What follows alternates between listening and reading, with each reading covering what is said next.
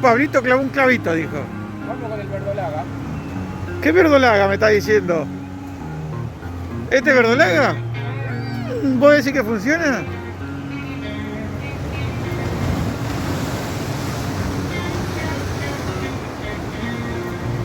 ¿Vos decís que funciona?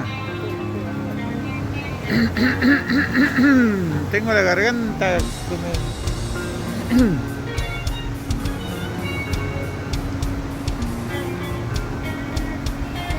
¿Se dobla la caña, che?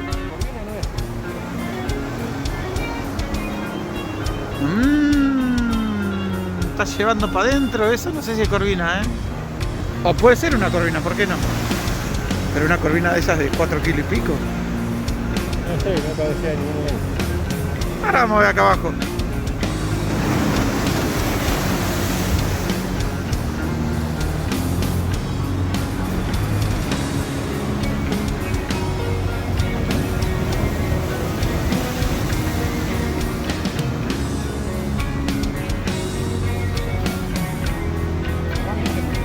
¿Para qué lo quiero?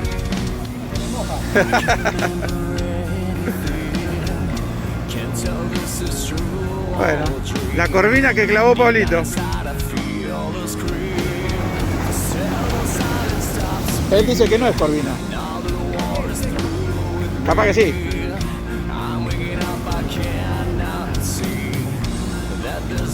Yo me quedo acá arriba porque allá abajo moja. Guarda que viene una ola.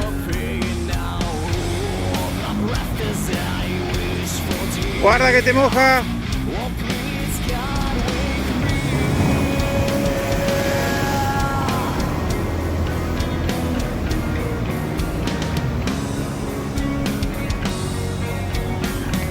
Bueno, estamos viendo qué trae Pablo.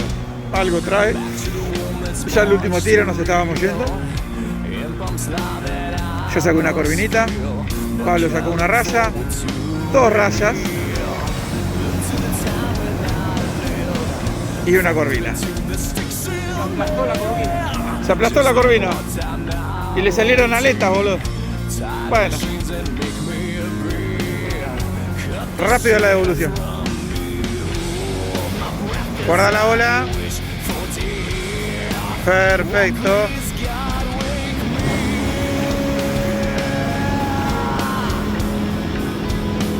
Gracias. De NASA.